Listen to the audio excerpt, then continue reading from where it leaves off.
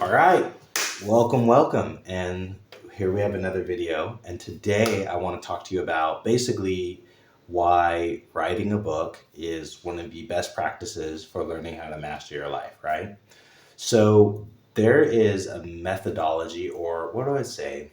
A collection of principles that when mastered, give you, as I've come to see it, more power in your life, more ability to sort of direct outcomes in your life. Because that's what real power is. It's not control, it's actually the opposite of control. But basically, it's about living your life in such a way where you're able to get what you want, see what you want happen in your life. And there's 7 core principles that I've identified as I've come to step into them more powerfully that essentially create more power in my life, right? And today we're going to talk about the very first one, which is you are 100% responsible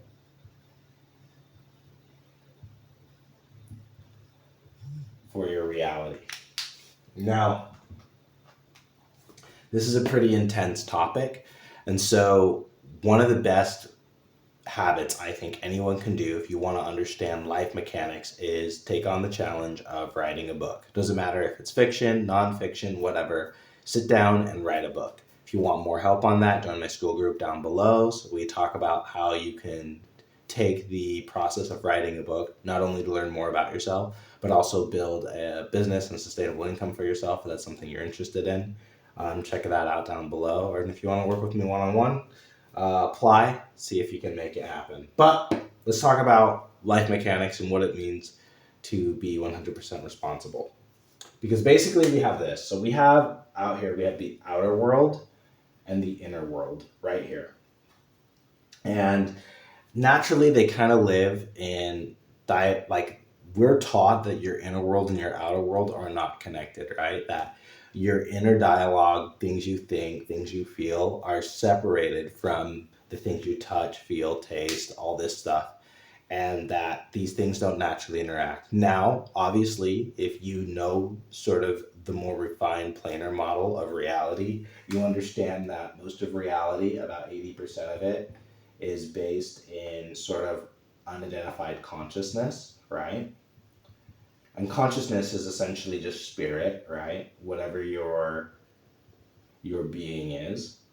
Then, you have this last sort of like 18% or whatever, which is your mind or your mental constructs, right? How you view the world, your thinking, your thought processes. And then this last 2%, 2 to 1%, 1 to 2%, depending on different factors. But this is sort of physical reality. This is what we see manifested.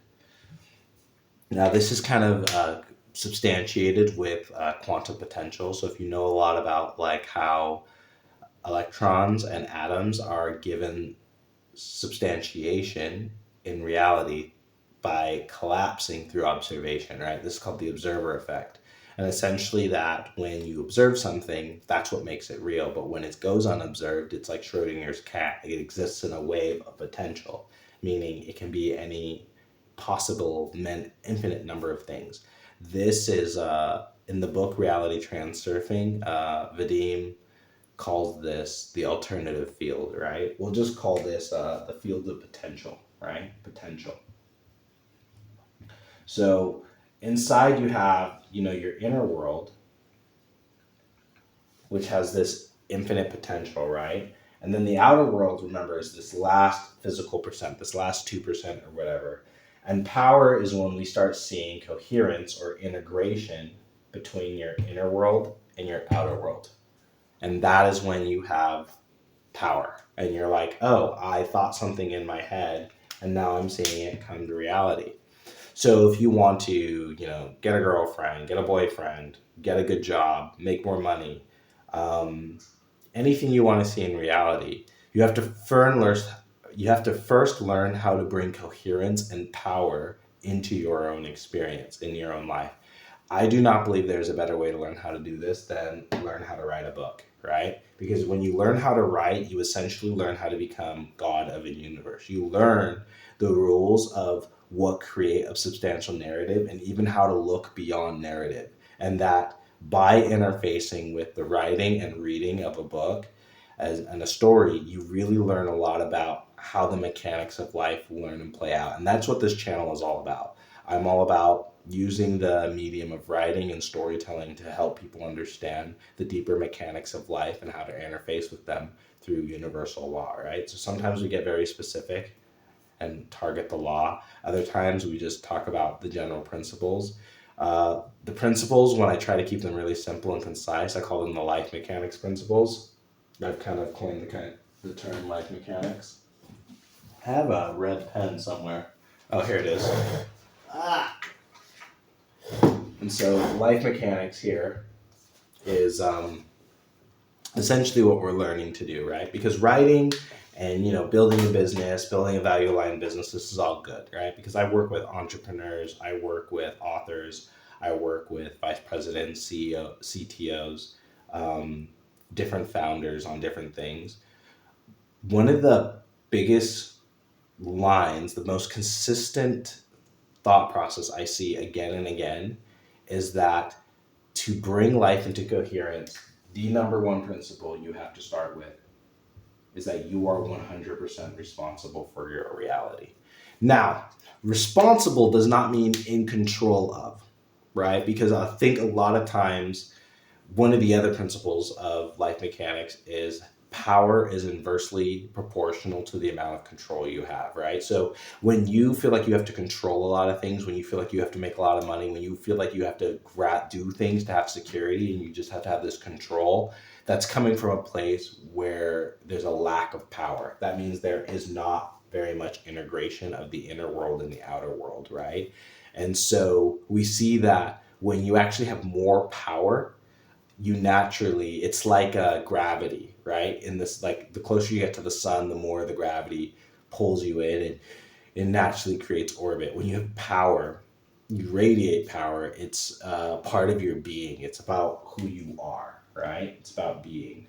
So you don't necessarily need to try very hard when you have lots of power. You try really hard, or you have to try at all when you need control because you don't have power. And so the amount of effort you're putting in your life to try and make it work is going to be inversely proportional to how deeply in alignment you are with your own principles and with the principles of life mechanics, which is what I'm here to teach you. So anyway, let's talk about what it means to take 100% responsibility for your reality, right? Because when we talk about responsibility, there's this sort of Tony Robbins saying where he says responsibility is your ability to respond, right? So over here, I'm going to have on one end, we're going to have responsible. And then because we don't do anything in a simple manner, we're going to have down here at the bottom, we're going to have what's called reactive.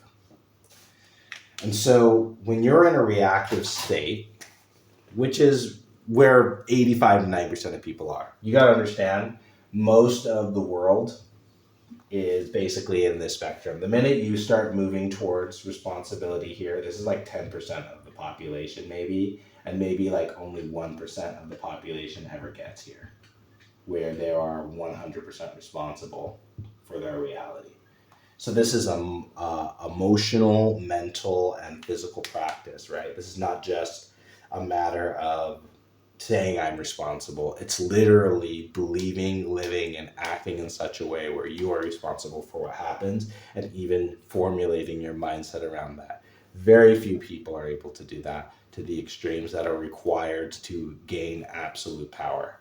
But in order to gain power absolutely in your life, this is the level of thinking you need to have. The people like Steve Jobs, the Elon Musk, the Jeff Bezos, even like people who hate him, Donald Trump, Andrew Tate, doesn't matter if it's good or bad or evil or however you want to judge them. The idea is that people have power in their lives because they are willing to take a radical amount of responsibility, to the point responsibility nobody else is willing to take. And remember, once you leave this non-reactive state, this is where all the power, all your dreams, everything you want exists in this in between space between 100% responsibility and leaving the reactive zone of most people. Leaving the reactive zone of, I'll call it the 90%, right? And it's really more like the 95% because very, very, very, very, very few people are non reactive. Very few people. Like you can go throughout your life. Like I meet the amount of non-reactive people I meet, I would say are so small, so infinitesimal. Like I would say I probably meet like two or three a year where people are not, they're non-reactive. And I meet hundreds, thousands of people a year. And I would say I maybe meet a handful of people who are non-reactive, right? Most people are just in line with whatever their environment kind of gave them. So even when you look at them as being successful in some part, they're really just following a reaction of success or some trauma that was built off of an insecurity from something ages ago. Like being truly 100% responsible for your reality is a mindset that very few have adopted, right? And even me, like I'm in this process of moving from being like I would say I'm pretty non-reactive for the most part. Like I'm definitely, and every time I find that I am reactive in places, I'm always consciously looking for places where I'm reactive so that I can, you know, delete that sort of command error in my own psyche and moving towards this place of 100% responsibility, right? But that is absolutely the goal. And so the idea is the first part is that you just have to set the goal to be 100% responsible. You don't have to be, but it's just saying, I'm going to be 100% responsible. What does that mean? So that means you're going to be responsible for your emotions. Very few people are responsible for their emotions. They think someone made me angry, someone made me depressed, this made me sad. They're always using their emotions as a read or reaction to something rather than understanding that I am responsible for my emotions. Recognizing that emotions are there to tell you something and that you're responsible for reading the signs, right? That your emotions are not something that you embody, but they're simply just signals in your experience, your brain, your body, to help you understand the reality that you are creating, right? Because you create your reality. And the recognition of that is what allows someone to fully have life mastery. And so once you have a mastery of your emotions, then you move into this mastery of your thoughts and then your thinking, right? Because when you have a mastery of your thinking, now, and this is the thing, a lot of people will say thinking will come before emotions. Like, I think something, therefore I feel something. That is not true. That is just not how it works. If you understand, what I mean is that if someone feels a certain way, they are going to bend the thinking or the thoughts around how they feel, right? And so you ever been in that where you're like having a argument with someone or you're just kind of in a moment with someone and then because they felt a certain way they kind of bent their feelings around it and they sort of shaped their thoughts to match a certain narrative or a certain type of story which doesn't really make a lot of sense, but they're just trying to make it conform their thinking their feeling, right? Because the feeling precedes the thinking, right? Emotions are absolutely the number one catalyst, and then you have the thoughts. But in order to understand what level of emotions you're trying to inspire, we can talk about that. We'll talk about that a bit. There's actually other videos I have where we talk about the Hawkins scale and the vibrations and how we move through them. Right now, we're just talking about the mechanics of this, so we don't need to go into the specifics of, but you have to understand you are 100% responsible for your emotions. So if you're at the lower end of the spectrum, which is down here, so here usually reactive emotions are going to be shame. You're going to have things like guilt. You're going to have things like fear. And then here you're going to have desire, which is right on the cusp. And then right when we move into more responsible emotions, the threshold for that is courage, right? And so then you're going to have feelings like anger, you're going to have feelings like fear. You're going to feel all these reactive emotions up until you start moving into the responsible territory and you make the decision to be courageous. And then only after you're able to stabilize yourself and encourage it, then you can start moving into a place of neutrality, acceptance, and then you have these higher emotions like hope, willingness, and then you move into love, peace, and then you can call this, and they call this enlightenment, but I actually prefer a different word. Where when you have peace, actually, there's this, you can call it safety, but it's really more this level of conviction, right? Because when you're 100% responsible, you're convicted and you're committed to basically how you're living your life. Checking the video to make sure that it's still streaming. But you're convicted to what it is you're doing. So you're looking for this conviction. That's what you're shooting for. You're looking for conviction, you're looking for confidence, where it's coming from a place of power. And that power comes from alignment, right? Because as you move higher and higher up the scale from reactive to responsible, you're going to start finding alignment. And this alignment means that suddenly your fears, the opportunities and the things you're seeing in your life, you're going to start realizing like things don't happen to you, that you yourself are creating those circumstances, right? And this is where, like, well, some people can call this like metaphysical woo woo, but this is why I now then go to why learning to write a book is so important. Because when you write a book and you start needing to put a character in a narrative and you start seeing the pieces of a story come together, you start recognizing that even our own brain, the way we interpret events, the way we come to our conclusions, is based on this very idea of narrative construction. And we're always constantly building a narrative. The problem is, especially for most people who are in the reactive space, they're letting somebody else build their narrative for them. They're following the narrative of the news. They're following the narrative of the politics. They're following the narrative of the family. They're following someone else's narrative that they inherited. It's not their narrative. It's just a narrative that was given to you and that you've been playing out on autopilot without any interruption for years and years and years and years and years. And you've just had it embedded in your DNA, in the way you think, in the way you act. And you've become such a part of your identity, right? Because all this eventually becomes identity, which is the sort of substrate upon which you permeate and influence your reality. What that means is your identity is what you implant on your reality. Your identity is the antenna to your reality, right?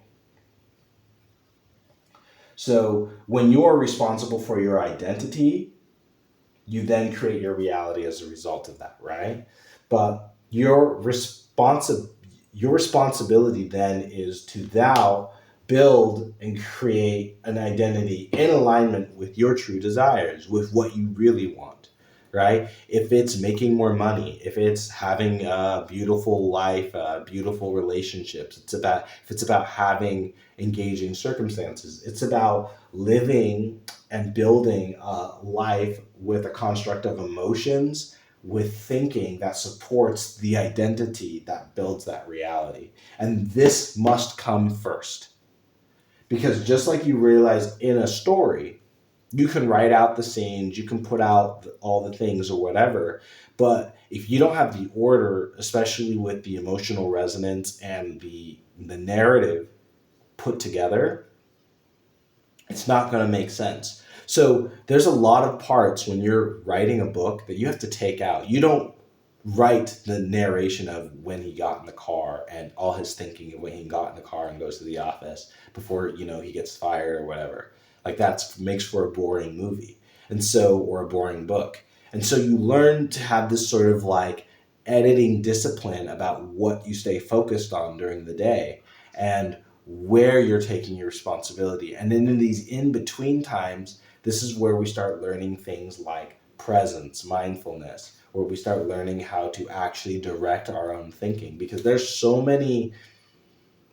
much possibility that is in your life, but you're using the space that you could have to create that, and you're filling it with a bunch of nonsense that's not yours. So after you set the goal to be 100% responsible, the next thing we talk about is embrace the silence.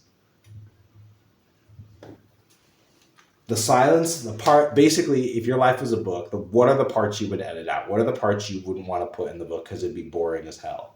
Those are the parts you place with silence. 99% of you looking at your phone all the time, constantly having to talk to someone, message someone, having to look at a screen, having the radio blaring. Turn all the stuff off. Stop being in a place where you're filling your mind with a bunch of this reactive nonsense. Stop looking at that. Because now when you brace this silence, and you can now sit in this silence, now you can start really looking at what are the emotions and what is your thinking. Because that's the things you need to matter. Right now, we haven't talked about 3D reality, and you're not going to. We're not going to talk about reality in this video. This is, again, thinking like, well, why is this important, right? Because so much of a story, just like when you're writing a book, happens in your head. You need to know what the scene feels like. You need to know what is happening in the scene. You need to be able to visualize it and see it, and then put it down on paper. But you're also going to learn, so this is where we have maybe a little thing, where by action, you have revelation. So for instance, once you come now to this idea of, I have this emotion and I'm thinking like this, what kind of actions does this drive me to take? And what is the effect? What is the effect of that thinking? Then look at it in your life. And what's very interesting is, just like from writing a book and living your life, you're going to start seeing that it's not only that your actions directly affect things, but also what you draw inside of you. What is the gravity that you are creating with your actions? Because the idea is that if you make fear-based decisions, you are only going to attract fear-based stimuli to you. If you make decisions based off of your worst nightmares and your worst fears and all the negativity, guilt, shame, whatever's going on, you're only going to then create results and effects that bring more of that emotion onto you. So if I make shame-based decisions like, oh, I go to church because I feel shamed of myself and I hate myself and I continue going to church, you're of course going to feel more shame. And they're going to tell you, oh, it's because you're sick and you come here because there's something wrong with you. But it's only building more shame. Even though the action is supposed to be, even though they say it's supposed to make you feel better, it doesn't make you feel better, because the seed, the initial emotion that created it, was based in shame. So you're just reacting and creating this loop where you now have a feedback of, the emotion then goes to the thought, then that goes to the effect. And part of learning how to write is you become a cause. Because when you start moving into responsibility, you are no longer an effect. You're no longer the effect of the population and thinking all this news and family inherited trauma. You are now the cause of these things. You start realizing, wait, I'm the one causing this. I am creating my reality. I am bringing these circumstances into my life. So because you are the cause, you are now also the solution of anything you want. Because you were the cause of the problems, now you can be the cause of the solutions. But that only comes from embracing 100% radical responsibility. And that starts in the very minutia of creation, which is in your thoughts, but before that is in your emotions. And so it's understanding, how do I step into that? And it's really those first simple steps. Make the decision to move towards 100% responsibility. Make the decision to be responsible. Until you've made that decision, nothing else matters. Like, why are you watching this video? How'd you get this far if you're not going to be responsible? If you still have these ideas of like, well, I'm a victim and all this bad stuff happened, you're still here in reactive mode. And then you're just going to be in this feedback loop of the effect, where you're going to have 2% to 1% control of your reality. And you're just going to be in that stuck little percentage. And then you're going to have no leverage in your life. And you're like, why am I putting so much effort in and it's not working? It's like, well, because you're working with 1 to 2% of the equation. You're not where the power is at because your focus is on the effect. But if you want to make actual changes, then you need to take 100% responsibility. And that is starting with the emotions that you feel. And then from the emotions you feel to the thoughts and the thinking you're having. And you're like, well, all these circumstances are what caused it. We're now going to talk to where you take responsibility for those things. If, the tax man cheated you, if you feel like you got cheated on, if you got robbed, you are responsible. There's a saying by this old Chinese master who says that any man above the age of 30 years old who gets physically hurt from another person is responsible. And when it was asked why, it was like, because by that time, the man should have learned Kung Fu to defend himself. And I've always liked that idea that if you've lived long enough to understand the nature of the world, understand how dangerous it is, everything that's going on with it, but then you still haven't learned how to armor and protect yourself, how to make money, how to create alliances, how to navigate the world, you are then responsible, right? When something happens to a child, you'd be like, well, the child is like, how can be a child responsible? And in this philosophy, I'd actually argue that the child can be, but we don't need to go there. You can say, like, what is the child responsible? And weirdly enough, a lot of kids do take responsibility, right? That's why they blame themselves for all the stuff that's happening with their parents. And this is where you get a lot of maladaptive behaviors and stuff like that. This is where we talk about inherited family trauma and stuff like that, because this is something kids inherently kind of understand. But then it begins to spiral out of control, and then it becomes like blaming and stuff when they become adults because they don't know how to rewrite this cognition, right? But ultimately, the power is in taking responsibility. So set your goal to be 100% responsible, and then embrace the silence. All the in-betweens that you don't want to deal with, sit with them in silence. And embrace this idea, this understanding that as I sit and take more and more responsibility for every time I get angry, every time I get sad, every time I have a random thought that is not in alignment with what I want in my life, I can now learn to redirect that. And every time you do, you are moving closer towards this 100% responsibility, and this will then allow for creation in your life. Watch what happens as you do this. Watch what happens to the things in your life. Watch how the conversations you start to have, the relationships you start to form. Watch what the effects in your life begin to look like as you move towards this set of responsibility. Of course, there's going to be a buffer time because everything you're living in reality right now is a response, an effect of what you had done before.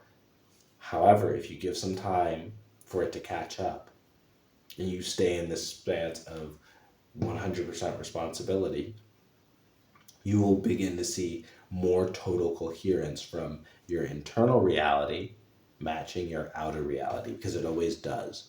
But when you start building this level of self-awareness, you'll begin to see it. And again, the best way to do that is from writing a book. And if we want to talk more about the aspects of writing that can help you with that, feel free to join the school group, like and subscribe, and hope you guys are having a good day. Stay happy, stay healthy, and remember, you're responsible for your reality. Make the most of it. Peace.